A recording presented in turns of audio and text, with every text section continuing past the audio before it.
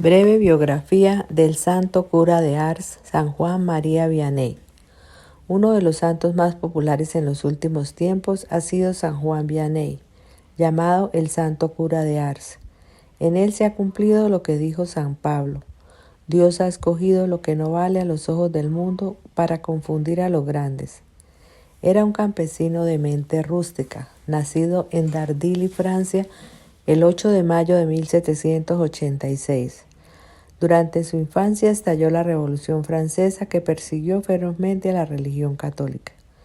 Así que él y su familia, para poder asistir a misa, tenían que hacerlo en celebraciones hechas a escondidas, donde los agentes del gobierno no se dieran cuenta, porque había pena de muerte para los que se atrevieran a practicar en público su religión.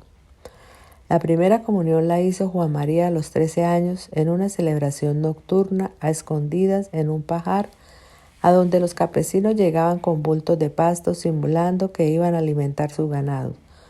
Pero el objeto de su viaje era asistir a la Santa Misa, que celebraba un sacerdote con grave peligro de muerte si lo sorprendían las autoridades. Juan María deseaba ser sacerdote, pero a su padre no le interesaba perder este buen obrero que le cuidaba sus ovejas y le trabajaba el campo. Además, no era fácil conseguir seminarios en estos tiempos tan difíciles, y como estaban en guerra, Napoleón mandó reclutar todos los muchachos mayores de 17 años y llevarlos al ejército. Y uno de los reclutados fue nuestro biografiado. Se lo llevaron para el cuartel, pero por el camino, por entrar a una iglesia a rezar, se perdió del grupo. Volvió a presentarse, pero en el viaje se enfermó y lo llevaron una noche al hospital, y cuando al día siguiente se repuso, ya los demás se habían ido. Las autoridades le ordenaron que se fuera por su cuenta a alcanzar a los otros, pero se encontró con un hombre que le dijo: «Sígame, que yo lo llevaré a donde debe ir». Lo siguió y después de mucho caminar se dio cuenta de que el otro era un desertor que huía del ejército y que se encontraban totalmente lejos del batallón. Y al llegar a un pueblo, Juan María se fue a donde el alcalde a contarle su caso. La ley ordenaba pena de muerte a quien desertara del ejército. Pero el alcalde, que era muy bondadoso, escondió al joven en su casa y lo puso a dormir en un pajar, y así estuvo trabajando escondido por bastante tiempo, cambiándose de nombre y escondiéndose muy hondo entre el pasto seco cada vez que pasaban por allí grupos del ejército. Al fin, en 1810, cuando Juan llevaba 14 meses de desertor, el emperador Napoleón dio un decreto perdonando la culpa a todos los que se habían fugado del ejército, y Vianney pudo volver otra vez a su hogar. Trató de ir a estudiar al seminario, pero su intelecto era romo y duro y no lograba aprender nada. Los profesores exclamaban: «Es muy buena persona, pero no sirve para estudiante, no se le queda nada», y lo echaron. Se fue en peregrinación de muchos días hasta la tumba de San Francisco Regis, viajando de limosna, para pedirle a este santo su ayuda para poder estudiar. Con la peregrinación no logró volverse más inteligente, pero adquirió valor para no dejarse desanimar por las dificultades. El año siguiente recibió el sacramento de la confirmación, que le confirió todavía mayor fuerza para la lucha. En él tomó Juan María el nombre de Bautista. El padre Valley había fundado por su cuenta un pequeño seminario y allí recibió a Vianney. Al principio el sacerdote se desanimaba al ver que a este pobre muchacho no le quedaba nada de lo que él le enseñaba. Pero con su conducta era tan excelente y su criterio y su buena voluntad tan admirables, que el padre Valley dispuso hacer lo posible y lo imposible por hacerlo llegar al sacerdocio. Después de prepararlo por 3 años dándole clases todos los días, el padre Valley lo presentó a exámenes en el seminario. Fracaso total. No fue capaz de responder a las preguntas que esos profesores tan sabios le iban haciendo. Resultado: negativa total a que fuera ordenado sacerdote. Su gran benefactor, el padre Valley, lo siguió instruyendo y lo llevó a donde sacerdotes santos y les pidió que examinaran si este joven estaba preparado para ser un buen sacerdote. Ellos le dieron cuenta de que tenían buen criterio, que sabía resolver problemas de conciencia y que era seguro en sus apreciaciones en lo moral, y varios de ellos se fueron a recomendarlo al señor obispo. El prelado, al oír todas estas cosas, le preguntó: ¿el joven Vianney es de buena conducta? Ellos le respondieron: es excelente persona, es un modelo de comportamiento, es el seminarista menos sabio, pero el más santo. Pues si así es, añadió el prelado, que sea ordenado de sacerdote, pues aunque le falte ciencia, con tal de que tenga santidad, Dios suplirá lo demás. Y así, el 12 de agosto de 1815, fue ordenado sacerdote este joven que parecía tener menos inteligencia de la necesaria para este oficio, y que luego llegó a ser el más famoso párroco de su siglo. 4 días después de su ordenación nació San Juan Bosco. Los primeros 3 años los pasó como vicepárroco del padre Vale y su gran amigo y admirador. Unos curitas muy sabios habían dicho por burla: el señor obispo lo ordenó de sacerdote, pero ahora se va a encartar con él porque ¿a dónde lo van a mandar que tenga un buen papel?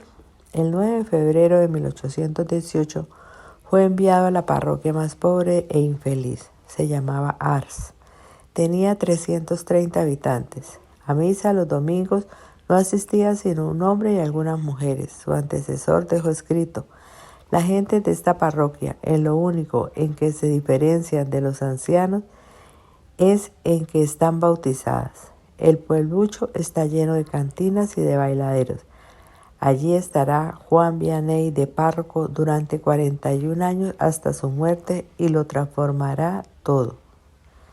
El nuevo cura párroco de Ars se propuso un método triple para cambiar a las gentes de su desarrapada parroquia: rezar mucho, sacrificarse lo más posible y echar fuerte y duro. Que en Ars casi nadie iba a misa, pues él reemplazaba esa falta de asistencia dedicando horas y más horas a la oración ante el Santísimo Sacramento en el altar. Que el pueblo estaba lleno de cantinas y bailaderos, pues el párroco se dedicó a las más impresionantes penitencias para convertirlo. Durante años solamente se alimentaba cada día con unas pocas papas cocidas. Los lunes cocinaba 1,5 de papas que durarían hasta el jueves, y en este día hará otro cocido igual, lo cual se alimentará hasta el domingo. Es verdad que por las noches las cantinas y los bailaderos están repletos de gente de su parroquia, pero también es verdad que él pasa muchas horas de cada noche rezando por ellos. ¿Y sus sermones? Ahí sí que enfoca toda la artillería de sus palabras contra los vicios de sus feligreses, y va demoliendo sin compasión todas las trampas con las que el diablo quiere perderlos. Cuando el padre Vianney empieza a volverse famoso, mucha gente se dedica a criticarlo. El señor obispo envía a un visitador que oiga sus sermones y le diga qué cualidades y defectos tiene este predicador. El enviado vuelve trayendo noticias malas y buenas. El prelado le pregunta: ¿tiene algún defecto los sermones del padre Vianney? Sí, monseñor. Tiene 3 defectos. Primero, son muy largos. Segundo, son muy duros y fuertes. Tercero, siempre habla de los mismos temas: los pecados, los vicios, la muerte, el juicio, el infierno y el cielo. ¿Y tienen también alguna cualidad estos sermones?, pregunta monseñor. Sí, tienen una cualidad, y es que los oyentes se conmueven, se convierten y empiezan una vida más santa de la que llevaban antes. El obispo, satisfecho y sonriente, exclamó: por esa última cualidad se le pueden perdonar al párroco de Ars los otros 3 defectos. Los primeros años de su sacerdocio duraba 3 o más horas leyendo y estudiando para preparar su sermón del domingo. Luego escribía. Durante otras 3 o más horas paseaba por el campo recitándole su sermón a los árboles y al ganado para tratar de aprenderlo. Después se arrodillaba por horas y horas ante el Santísimo en el altar, encomendando al Señor lo que iba a decir al pueblo. Y sucedió muchas veces que al empezar a predicar se le olvidaba todo lo que había preparado, pero lo que le decía al pueblo causaba impresionantes conversiones. Es que se había preparado bien antes de predicar. Pocos santos han tenido que establecer luchas tan tremendas contra el diablo como San Juan Vianney. El diablo no podía ocultar su canalla rabia al ver cuántas almas le quitaba a este curita tan sencillo, y lo atacaba sin compromiso, lo derribaba de la cama y hasta trató de prenderle fuego a su habitación. Lo desesperaba con ruidos espantosos. Una vez le gritó: «Faldinegro, odiado, agradézcale a esa que llaman Virgen María, y si no, ya me lo habría llevado al abismo». Un día en la misión de un pueblo, varios sacerdotes jóvenes dijeron que eso de las apariciones del demonio eran puros cuentos del padre Vianney. El párroco los invitó a que fueran a dormir en el dormitorio donde iba a pasar la noche el famoso padrecito.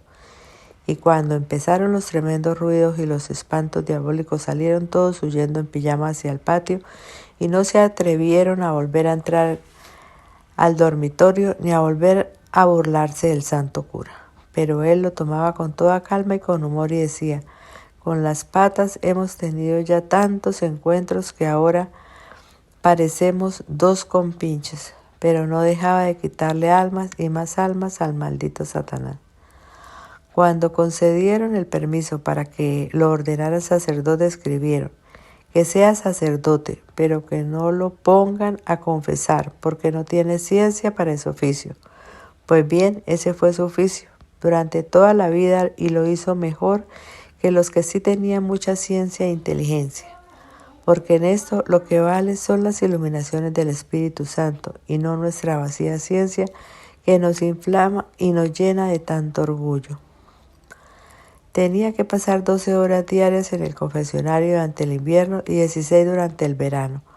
Para confesarse con él había que apartar turno con 3 días de anticipación y en el confesionario conseguían conversiones impresionantes.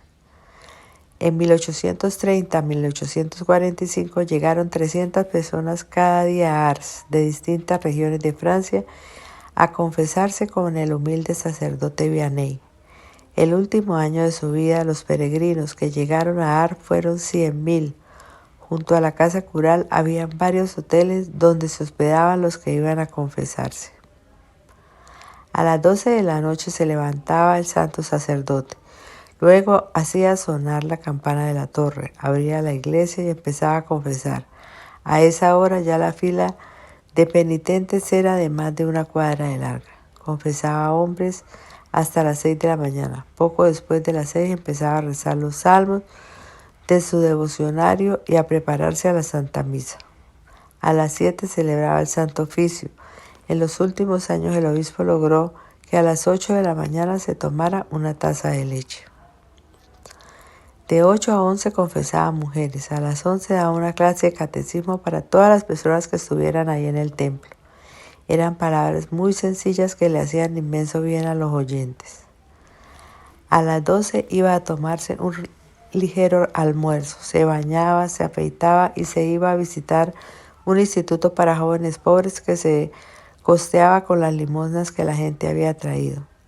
Por la calle la gente lo rodeaba con gran veneración y le hacían consultas. De 1:30 hasta las 6 seguía confesando. Sus consejos en la confesión eran muy breves, pero a muchos les leía los pecados en su pensamiento y les decía los pecados que se le habían quedado sin decir. Era fuerte en combatir la borrachera y otros vicios. En el confesionario sufría mareos y a ratos parecía que se iban a congelar de frío y en el invierno y en verano sudaban copiosamente.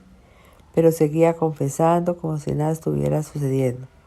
Decía: «El confesionario es el ataúd donde me han sepultado estando todavía vivo».